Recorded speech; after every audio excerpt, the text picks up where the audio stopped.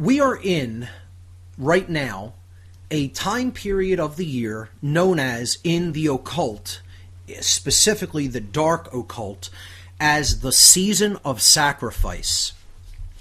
So what does this mean? What is this time period, and what does it represent? On slide number 1 for tonight, you'll see the image of the zodiac wheel representing the course of 1 year. Okay?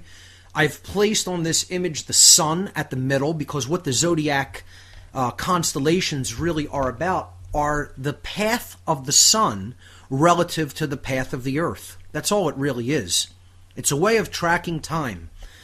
As the year progresses, the sun can be seen to rise in front of a different zodiacal house at approximately a 1 month period.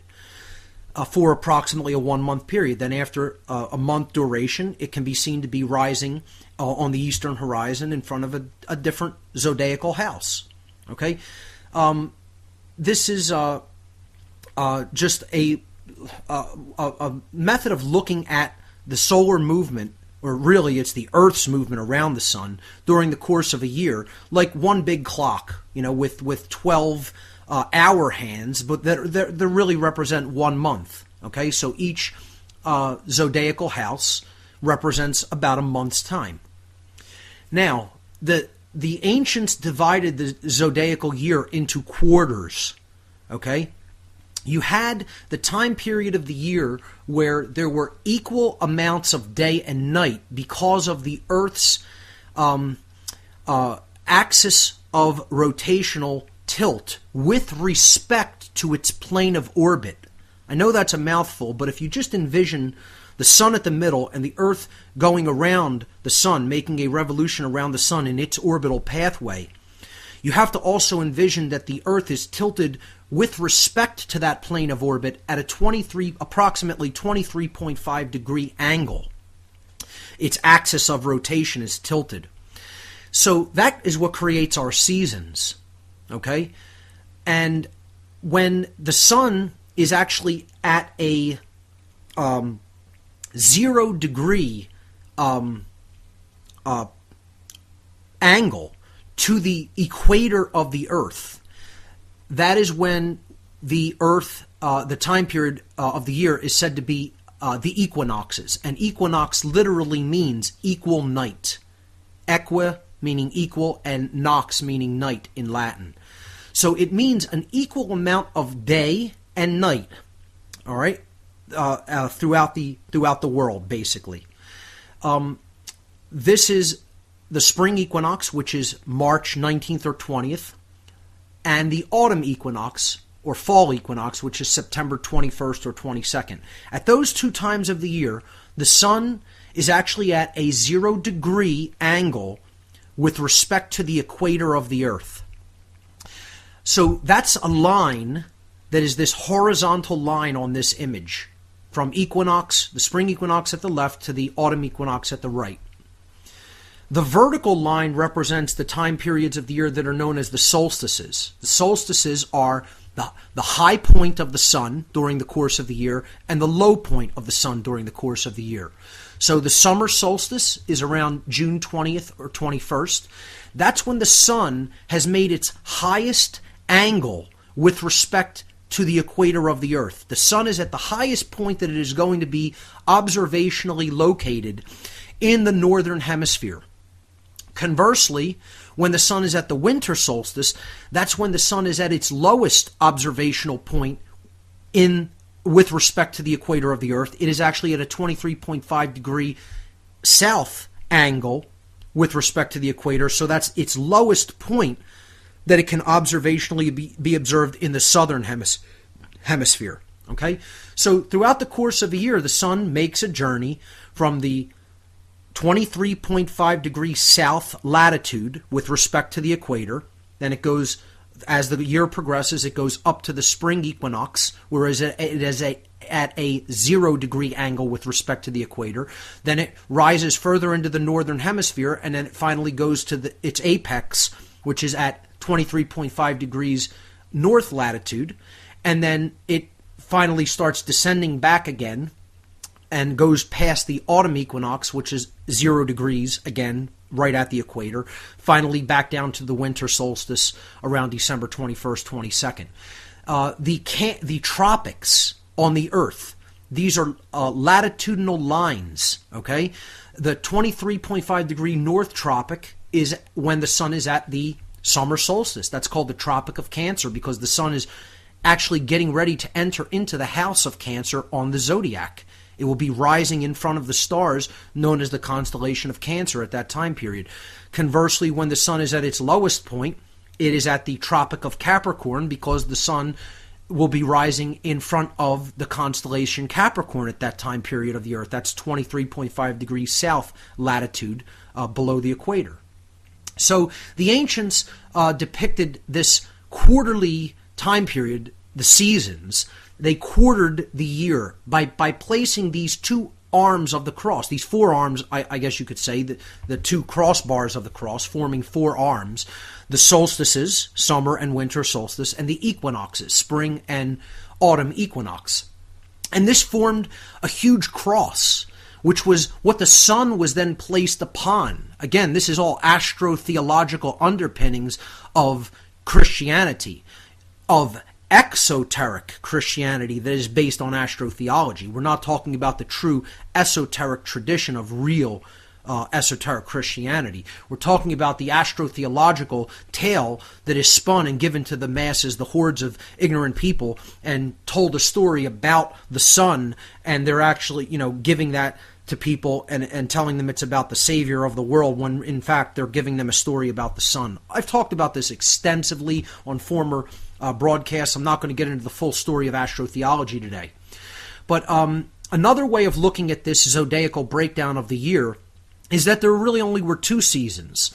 The high point of the sun, when it's in the northern hemisphere, which is where most life on Earth is, and then the low season of the sun, the time that it was in the southern hemisphere. So from the spring equinox to the autumn equinox, the sun is in the northern hemisphere of the Earth.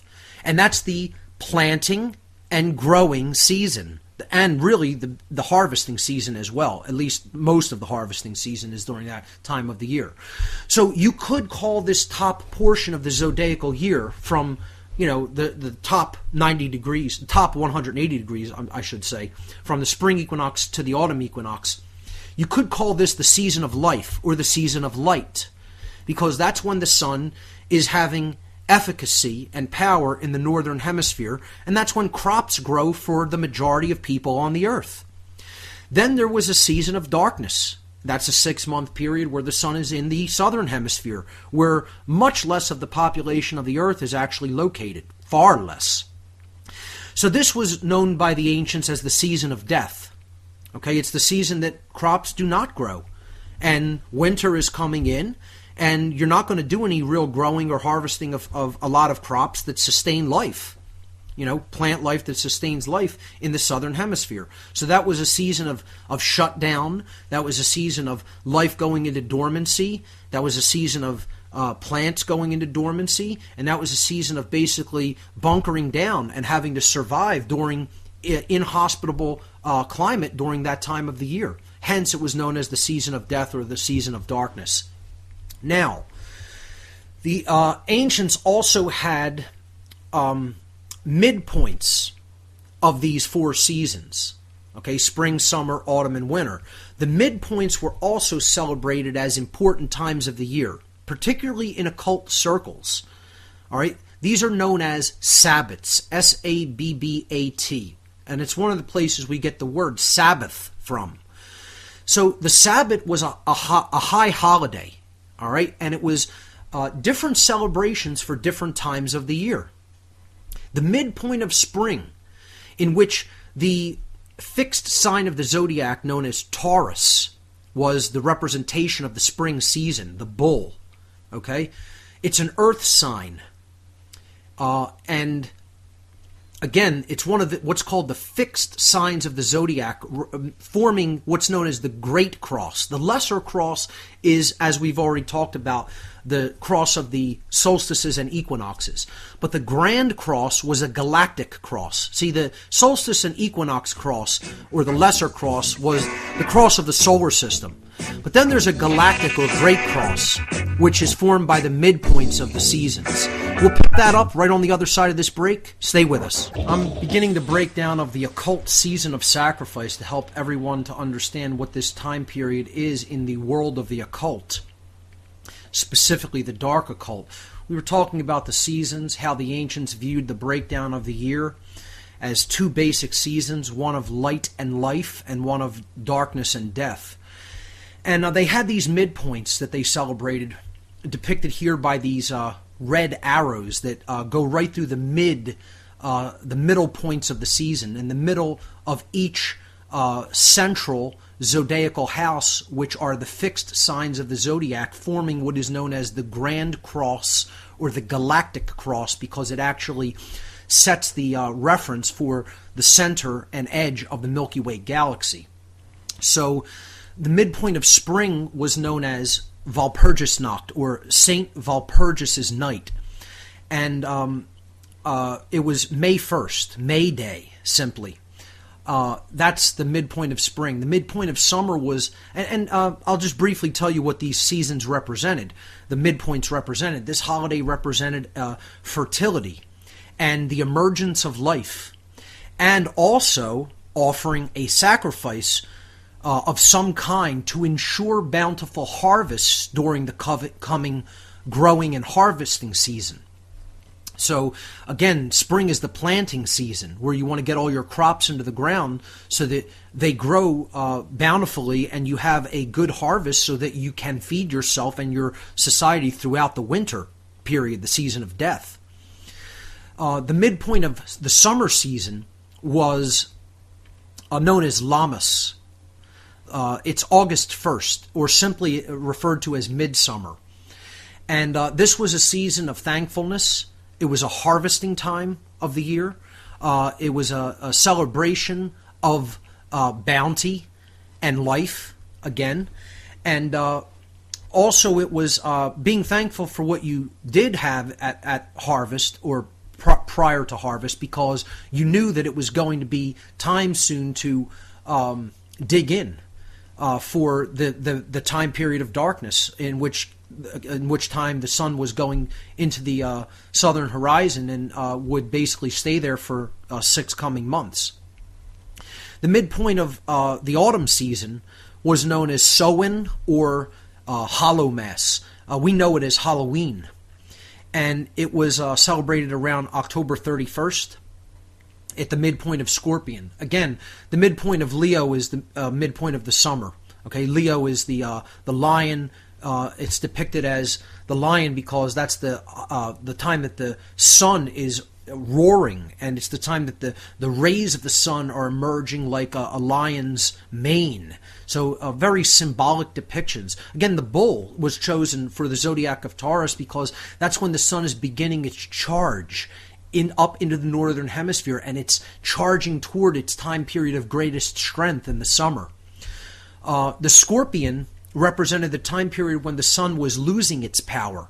Hence, it was stung by the venom of a creature like the scorpion, and it was on its way down to its lowest point of power, the winter solstice. So Hallowmas was always about the going into the season of death and looking on back on lost loved ones. It was a reflection time of the year, because you knew you were heading into the darkest and coldest point of the year, which is when the sun is at its lowest point of power in the winter. So October 31st, or the midpoint of fall Sabbath, Samhain, was about reflection and about the pondering of impermanence and death, and also about, again, preparation. So the last midpoint, or Sabbath, was February 2nd, which is known as Candlemas, or in some other older traditions like the Druidic tradition, it was called Imbolc. And this was a time period for looking forward to the coming year, because again, the beginning of the year was always looked at the time period when the sun would rise forward into the northern hemisphere of the earth. Again, the spring equinox, that was more celebrated as the beginning of the year than any other time period. Certainly not like we do in January, which is a more arbitrarily chosen point. The ancients viewed the time period when the sun would begin to rise up into the northern hemisphere as the beginning of at least the zodiacal year. In other ancient traditions, they viewed the low point of the sun as the birth and death point of the cycle. So because, it's at its lowest point or its death, and it's also at the point where it's going to begin to come up toward the northern hemisphere again to restart its circular journey around the course of its perceived revolution around the earth. So the midpoint of winter, or Imbolc or Candlemas, was celebrated at February 2nd, and this was a time period of prediction, of looking forward to the coming year, and also of making resolutions for the coming year, saying what you were going to do to create change, and hopefully following through with it. So it was a time of looking forward, and it was also a time where, the darkest and coldest period of the winter was, starting to move on, and you were looking forward to that spring time period at the spring equinox, when warmer climate would lie ahead, and you would the sun would be emerging out of its tomb of the period time, the half of the year known as the time period of death or darkness, and coming back up into the northern hemisphere. So if we move to slide number 2, we can see this is another representation just showing where the sun is at particular times of the year. Again, it's at its lowest point between Sagittarius and Capricorn. That's when it's at the Tropic of Capricorn, 23.5 degrees south with respect to the equator. Then it's at its midpoints at the equinoxes, okay? And specifically at the spring equinox, it's rising up into the northern hemisphere, okay? If we then follow its progression, it goes up to the summer solstice. That's when it's at the Tropic of Cancer at the top of the zodiac. And then it turns back around and comes back down to the fall equinox, the autumn equinox, and then back down to the winter solstice, and repeats the cycle all over again. The special time period I'm talking about is from the time just after the spring equinox. Again, the spring equinox is March 19th or 20th, depending on the year. It's the time period the sun is exactly at 0 degrees with respect to the equator of the earth, meaning there are equal amounts of day and night, and the sun is rising into the northern hemisphere from the southern hemisphere. So the March 22nd is a very important date, and it's very synchronistic and synchromistic that my seminar in Asheville on New Age BS was conducted on March 22nd, because that's a very dark date, or a dark holiday, I guess you could say, for the dark occult. And I use it as an opportunity to spread some light to people in the Asheville area, and people came from all over the country for that event. I mean, there were people from California, Florida, New England, Ohio, Kansas, you name it, all over the entire continental United States. People gathered to check out this seminar. I was awed by it, and really appreciative that so many people traveled from so far away. And there were some Asheville locals there as well. So really good, diverse crowd.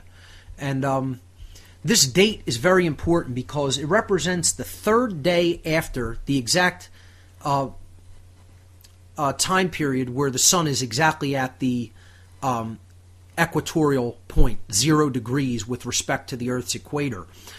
3 days after that, the sun is said to emerge from its tomb. And again, here we come into alignment with the astro-theological story of Jesus.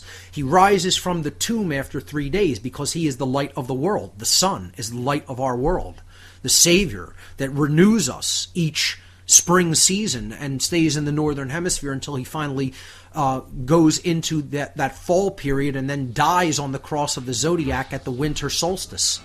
So again, this is astro-theological tale of religion.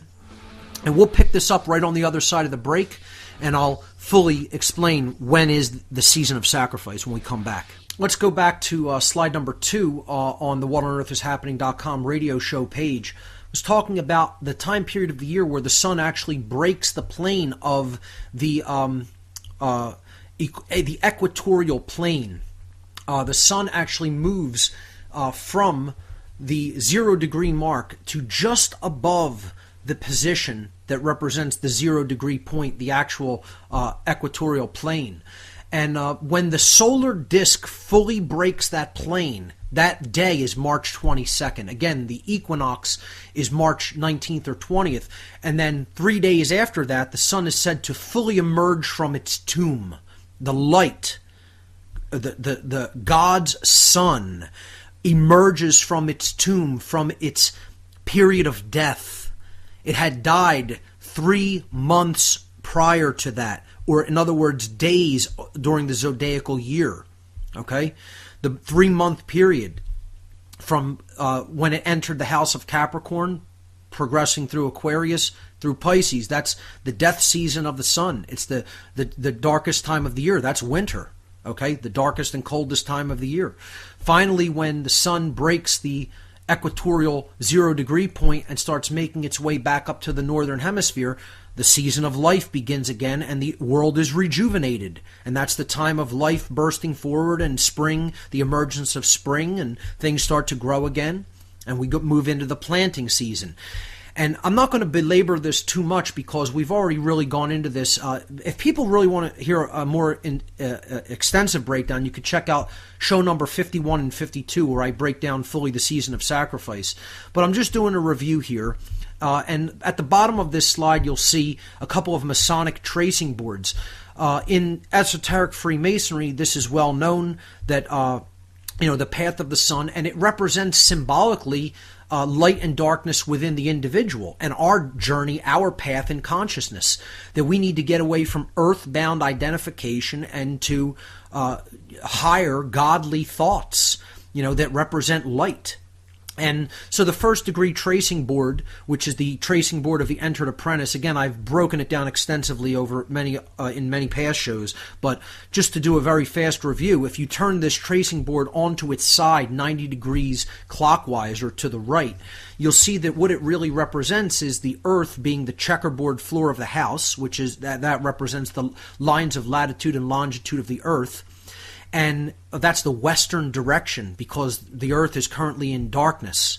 And we need to move east toward the eastern direction up the ladder. And as we move up the ladder in consciousness, we're moving out of the season of darkness, which is down in the southern hemisphere, the direction south pinpointed there at the bottom, which represents the time of darkness, and progressing up to the light of the sun. Okay, so which is the light moving toward the northern hemisphere at the summer solstice. And the 3 initiates on the ladder represent knowledge, which is the desire to step into knowledge is coming off the floor of the house. True care is the green initiate in the middle, the place of balance, holding the key, which is the generative principle of care, of true care. And then finally, to right action, the initiate holding the child at the top of the ladder, which represents the solar child, the savior of the world, which is right action in the world. It's a beautiful symbol if it's decoded properly. Many people don't know the first thing about decoding any Masonic symbolism, including Masons, believe it or not, first and foremost, because they're Masons in name only, and they have no idea what the true esoteric tradition of Freemasonry is even intended to be about. They're in it for an old boys' club of receiving and doing favors for other people, not about receiving true moral instruction and the real difference between right and wrong modalities of behavior, which is what esoteric, true Freemasonry is supposed to be about, not the watered-down nonsense that is taught in lodge systems today, where they don't even teach them the proper decoding of their own symbolism. It's similar to what the church has done with esoteric Christianity, turning into exoteric Christianity and just turning it into a control system. It's no different. But this tracing board on the right-hand side is known as the tracing board of Tubal Cain in the lower right-hand corner of slide number 2. This cryptic tracing board is about the season of death and darkness at the bottom portion, in which case the soul is actually in a tomb. And then that we need to burst forth from that tomb into the light of the northern hemisphere, where the light is actually, present, the season of life and light and enlightenment. And unfortunately, when we do that, we see that the world is in ruins. It's not a pleasant thing. The world is, we burst forth from that tomb of darkness of not being able to see the world as it really is. And when we finally do emerge into the light of day, we notice that the world is a horrible place. And it's a place of decay and death and ruin. And our job is to rebuild it, in a way that is in keeping with common sense and with truth and with right behavior, according to natural law. If Freemasonry is understood in the proper sense, people would receive those teachings, which is its original intent in the esoteric Masonic tradition, certainly not the exoteric lodge system tradition as it is taught today. But I've, again, gone over that so extensively in former podcasts on Freemasonry. You could get that all in the whatonearthishappening.com podcast archive. Just go to the podcast section, do a search on page for Freemasonry, and I did something like 10 or 12 podcasts on that tradition, breaking down pretty much all of its symbolism. So not to belabor that point, let's move on to slide number 3 about the season of sacrifice. This is the last slide about this particular topic for tonight. The date March 22nd is the official beginning of the season of sacrifice. Many rituals and many important symbolic things that were carried out are often done on March 19th. You could say March 19th is really the beginning of the season of sacrifice because it's the spring equinox. So many people will consider that's the actual beginning. I would say the official in earnest beginning of this occult season of the year, this 1/8 portion of the year, in other words, the first half of the spring season, is actually March 22nd. And it comprises the last 9 days of March, from March 22nd to 31st, the entire month of April, and the first day of May, May 1st. That makes a total of 40 days. Again, that's a very highly symbolic and biblically symbolic number. 40-day time period represents a journey. It represents an odyssey. It represents a sacred journey in consciousness biblically throughout time, actually, in all kinds of esoteric traditions. 40 days is a symbolic spiritual period. Now, in the dark occult, okay, it's a very negative period. Now, they may not even look at it like that, but for the bulk of humanity, this is a dark time period. They look at it like a time to celebrate by giving a blood sacrifice to the sun and the earth. This is what you have to understand about dark occultists. Their god is literally the sun in many cases. Of course, it's the ego. Of course, it's the dark force which divides the consciousness of humanity, which you could call the opposer, the adversary, Satan. It doesn't make a difference what you want to refer to that force as. It's the adversarial force of consciousness. I don't look at it as an embodied entity, nor do they. But the sun is in many ways viewed as the literal or physical god of their tradition, of the dark occult tradition, which they will often refer to as Lucifer, the one who wants to be like the god of creation because of his form of light. And their form of light is dark light, the dark sun. That is their order, the order of death, the order of the dark sun. What this represents is knowledge being wielded as a weapon, the dark sun. It's the skull and the bones, intellect and action with no compassion, with no heart, with no spirit. We'll pick up this symbolism of the season of sacrifice on the other side of this break. You're listening to What on Earth is Happening. We'll be right back. This is What on Earth is Happening. I've been breaking down the occult season of sacrifice and some of its symbolic imagery. One of the images is the skull and bones. Again, they use the date 322, which is the beginning of the season of sacrifice, to actually represent their lodge. This is a clandestine lodge known as the Order of Skull and Bones, or the Order of Death, because it represents the dark sun. Once again, the dark side of the sun is the dark side of knowledge. It's using knowledge, which is represented by the skull. That's where knowledge takes place, within the brain, and the skull is the symbol of that. And then the bones, the crossbones, represent taking action with that knowledge, but you'll notice that there's something that's missing. Heart or care or the spirit is absent from that equation. So that's why they choose that symbolism. And you'll see it there on the left-hand side of image number 3 for tonight. You'll see the coffin of Hiram Abiff. This is the Masonic Hiram Abiff represents the Masonic Christ. He is the Masonic symbol of enlightenment.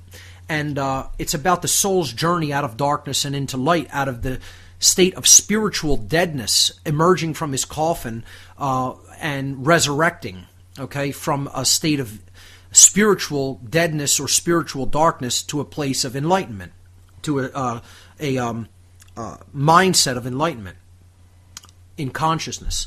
So on the coffin of Hiram Abiff here on the 3rd degree tracing board, you'll see the symbol of the skull and bones. That's what keeps Hiram Abiff in his grave. You have to transcend the skull and bones and develop true care in order to emerge from the grave, from the coffin of spiritual infancy and spiritual deadness. It's actually, again, a very beautiful symbol if it's decoded properly. Once again, many people have a very singular or unidimensional way of seeing Masonic symbolism and imagery, and this is largely propagated because Freemasonry has been co-opted and turned into something that is quite dark and not used for anything resembling its original intent or purpose, as I've said before. To continue on the season of sacrifice, what we need to understand about it is it is a time period which was traditionally about offering a sacrifice in the form of a blood sacrifice of animals or human beings to the sun and the earth at the beginning of the planting season of the year, or in other words, the first half of spring. If you look at the season of life, the 180 degree section of the zodiac at the top portion, in the previous images I gave, you could break that down into 4 quarters. You have the 2 seasons, which, that's the quarter of the whole zodiac, spring and summer. But you each break those down into 2 components. So you have the midway points that separate those 2 seasons. The midpoint of Taurus, which is May 1st, Walpurgisnacht, and the midpoint of summer, which is August 1st, or Lammas Day. And that would therefore quarter that top portion of the zodiac, the top half, into 4 quarters. And the first quarter of that first season, or in other words, the first half of spring, okay, is the season of sacrifice. In other words, from the spring equinox to the midpoint of spring, the middle of Taurus, May 1st. And like I said, officially, if you really want to be technical about it, it is March 22nd, or 3 days after the beginning of spring, 3 days after the spring equinox, when the solar disk has fully emerged into the northern hemisphere until the midpoint of spring. Again, the reason for this is because this is planting season. And if the sun is your god that you're essentially worshiping as the giver of life on the earth in a physical sense, because that's what sustains life and grows crops that you're going to be dependent upon for life during the coming year, then you want to offer that God the sacrifice at the very point of his coming to power, which is the beginning of spring, specifically the first half of spring. So this is still done because the people who are this solar cult, who essentially came out of the ancient world and developed the systems of astro-theology and modern religion, are still in control. They still rule the world. And they are still practicing their rituals of sacrifice. And they do it in different ways now. They don't march people up a pyramid and carve their heart out with an obsidian blade. They don't tie someone down to a stone altar and, cut them open and let them bleed all over the stone anymore. They may do this in private rituals and ceremonies that they keep well hidden from the public, but in public, a different form of sacrifice takes place. And these are commonly known as, in today's parlance, false flag operations. They are psyops, psychological warfare operations, in the form of rituals. These are modern-day rituals of blood sacrifice that are conducted throughout the course of the year. And it's amazing if you really look at the patterns. And some people will say, oh, you're just seeing what you want. You're seeing the patterns you want. This is confirmation bias, etc. and so forth. And once again, I'll preface this by saying, hey, believe whatever you want. But nobody's going to tell me that all of these things don't amount to something that is larger than coincidence when I read you this list. Okay? Especially when you look at all the justifications that have followed these acts, and how many people have perished in these acts, and how long the media has gone on and on and on about them, and how politicians and control-based groups have all used these horrible, horrific circumstances as justifications to peddle forth draconian agendas. All right, nobody's going to tell me that's just coincidence that these all happened during this 40-day time period of the year. All right, so I'll read a short list. All right, and that's all I'm bringing this forward for people to keep in mind. You have to understand this is a time period these psychopath lunatics love to trot out an event to get people in deep levels of fear and give up more of their rights. So now is the time period to be hyper vigilant. I'm not saying anything's definitely going to happen. I'm saying it may very well occur during this 40-day period, which we are already in, which started on March 22nd, 1 week ago, and which progresses until May 1st, May Day. All right? So you really have to be on guard, be vigilant during this time. This is the time, if some event happens, it's almost guaranteed it's a false flag event. And it's done as a blood ritual, a bloodletting ritual during the season of sacrifice. Okay? So let's look at some of the events that have occurred during this season. The battles of Lexington and Concord were actually initiated by the British Empire against America. The opening acts, the opening volleys of the First American Revolution, April 19th, 1775, the battles of Lexington and Concord. And folks, let me tell you something. They love April 19th and 20th. If there's a particular date they love, that's it. Especially April 19th and 20th. Especially April 20th, if I even had to say one particular date. They love those two dates. Okay? That time period is special for these psychopath dark occultists. All right? I can't tell you exactly why it's around that date, but I know they love those two dates.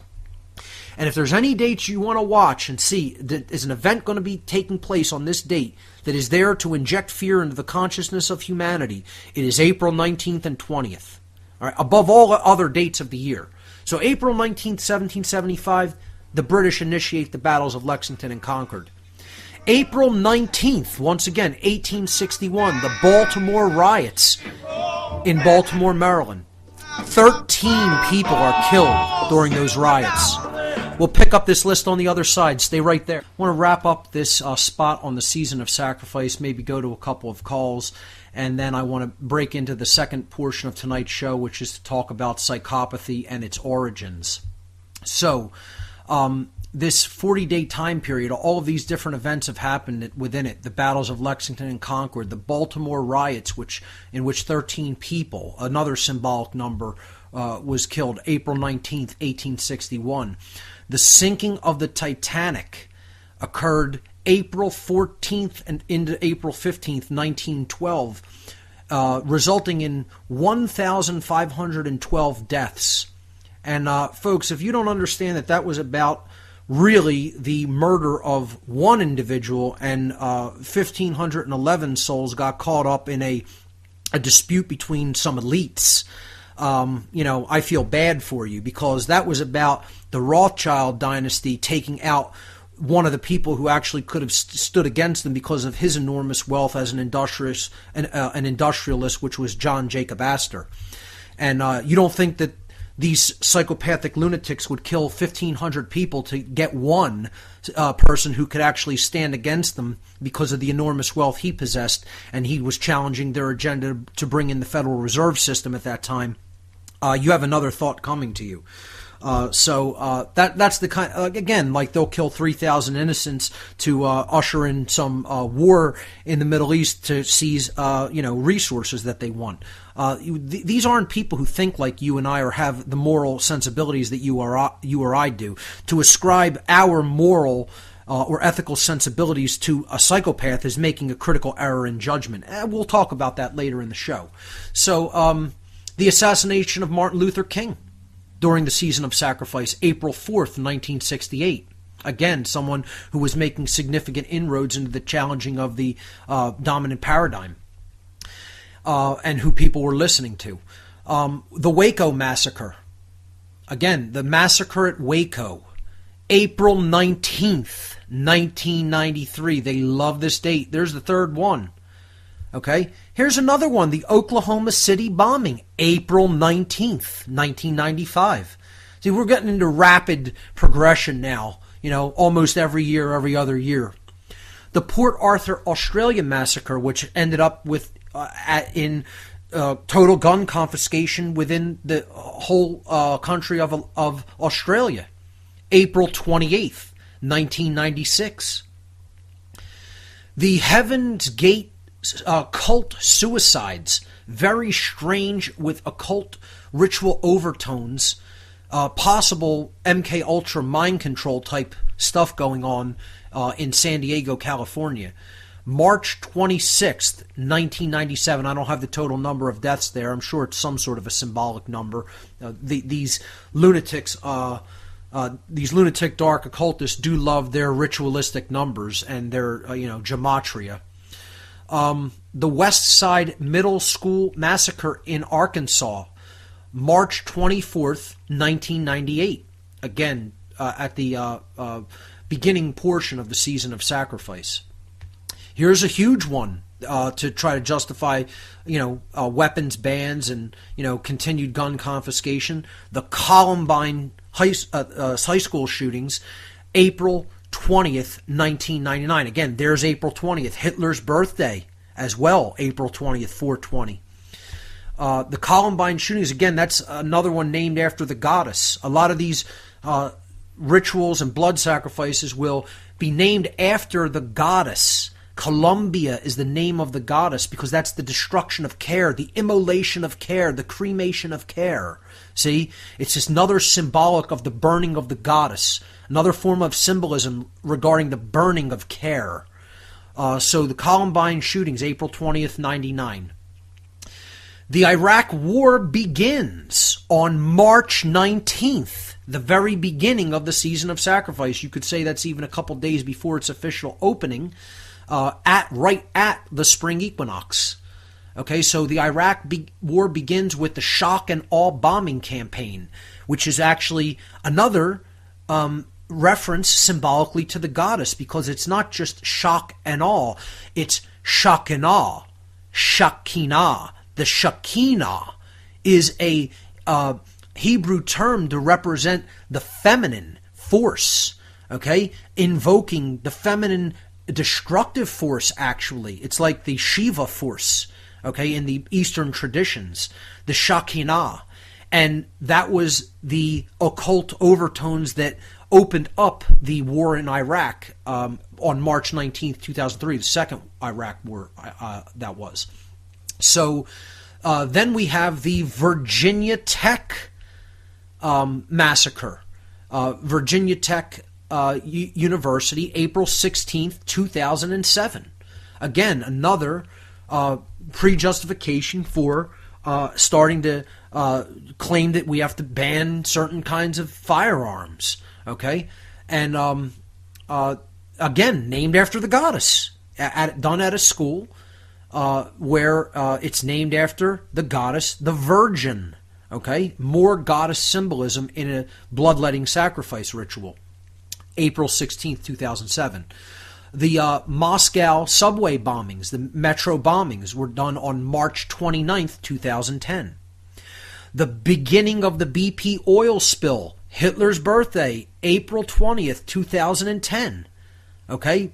Which the toll is still going on uncalculated for that ecological disaster. Libya, the United States invaded Libya a few years back on March 19th. Once again, the very beginning of the season of sacrifice, March 19th, 2011. Libya was invaded. And just last year, the Boston bombing, April 15th, at the very, almost the middle point, just around the middle point of the season of sacrifice, April 15th, 2013, the Boston Marathon bombings. I mean, if you just think all that's just coincidence, I would make the statement you're a coincidence theorist. People will say, oh, you're a conspiracy theorist. You think there's something to all of those dates. Well, in relationship to the significance of the season that is actually real and practiced by the dark occult, yes, that there isn't anything that is just coincidental about that. That is something that is deliberately done and planned for, if you ask me.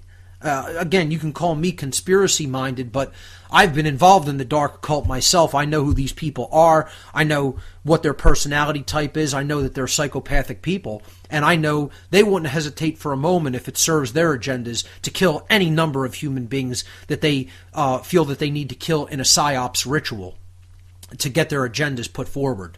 So people need to be aware this is real. This is still practiced by this dark priest class and these dark occult religionists. This is their religion. That's their belief system. You don't have to believe in it. Once again, you don't need to believe in what these psychopaths believe. They believe in it and they act on it. And if we don't understand their belief system, we're going to still see these events take place and play out and think it's all just coincidence and there's nothing to it, when in fact these are deliberately orchestrated events during a specific time period to carry out specific agendas that ordinarily they wouldn't be able to push through. So this time period that we are in right now is the time period we need to be the most hyper-vigilant about false flags. And I think that's all I'll really say on that topic for this evening. I think I've given enough information to whet people's appetite. And let's go to the phones. You're listening to What on Earth is Happening. Let's go back to Joe in Los Angeles. A quick comment about what you were saying, the BP oil spill. That is definitely a blood sacrifice. The blood of the earth is oil. That's right. I don't know if a lot of people realize that, but that is the blood of the earth. If somebody put an oil rig on your body and started sucking blood, you'd know it in about 2 seconds. So that was a bloodletting ritual for the earth herself. They were attacking the earth goddess herself right there. Absolutely. And people that don't, I can understand not seeing it in this awakening process, but once you hear that and learn that, if you don't believe that, you are like what you call the unbegun, because if you cannot see that, I mean, they're trying to kill us, dominate us, and this earth, and they're doing it. They're doing a beautiful job. Just think about all the names, okay? You know, you have the Port Arthur, King Arthur, a killing of a king ritual, Heaven's Gate, you know, it's an attack on the gates of heaven. Columbine, the goddess, you know, Virginia, the goddess. The BP oil spill was done to the earth with the, you know, letting forth the earth's blood. You think all of that is just accidental? You know, the Boston Marathon, done at the place where essentially the American Revolution began. These aren't accidental things. I mean, people want to see coincidence everywhere. You know, it's not that people want to see conspiracy everywhere. We're seeing patterns. These aren't imaginary patterns, folks. These are patterns that really exist if you're conscious enough to see them. Go ahead, Joe. That's very true.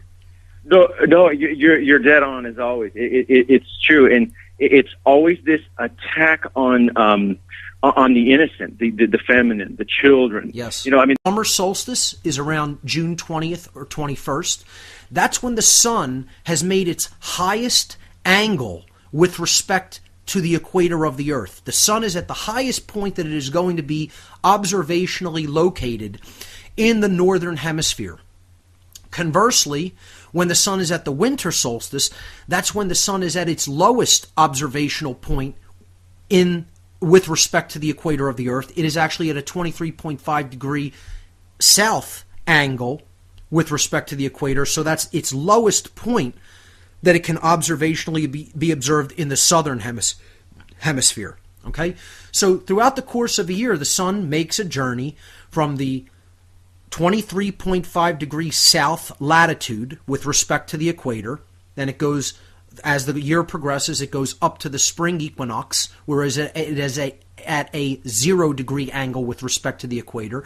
Then it rises further into the northern hemisphere, and then it finally goes to its apex, which is at 23.5 degrees north latitude. And then it finally starts descending back again and goes past the autumn equinox, which is 0. We are in, right now, a time period of the year known as, in the occult, specifically the dark occult, as the season of sacrifice. So what does this mean? What is this time period, and what does it represent? On slide number 1 for tonight, you'll see the image of the zodiac wheel representing the course of 1 year. Okay? I've placed on this image the sun at the middle, because what the zodiac constellations really are about are the path of the sun relative to the path of the earth. That's all it really is. It's a way of tracking time. As the year progresses, the sun can be seen to rise in front of a different zodiacal house at approximately a 1 month period. For approximately a 1 month period. Then after a month duration, it can be seen to be rising on the eastern horizon in front of a different zodiacal house. Okay? This is just a method degree angle to the equator of the Earth. That is when the Earth, the time period of the year, is said to be the equinoxes. And equinox literally means equal night. Equa meaning equal, and nox meaning night in Latin. So it means an equal amount of day and night, all right, throughout the world, basically. This is the spring equinox, which is March 19th or 20th, and the autumn equinox, or fall equinox, which is September 21st or 22nd. At those two times of the year, the sun is actually at a 0 degree angle with respect to the equator of the Earth. So that's a line that is this horizontal line on this image, from equinox, the spring equinox at the left, to the autumn equinox at the right. The vertical line represents the time periods of the year that are known as the solstices. The solstices are the high point of the sun during the course of the year and the low point of the sun during the course of the year.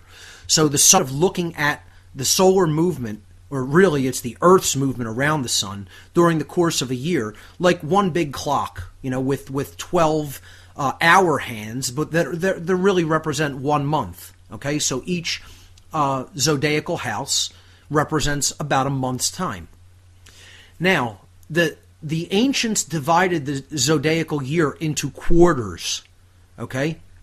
You had the time period of the year where there were equal amounts of day and night because of the Earth's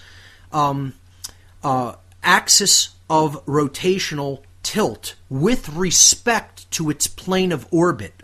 I know that's a mouthful, but if you just envision the sun at the middle and the Earth going around the sun, making a revolution around the sun in its orbital pathway, you have to also envision that the Earth is tilted with respect to that plane of orbit at approximately 23.5 degree angle.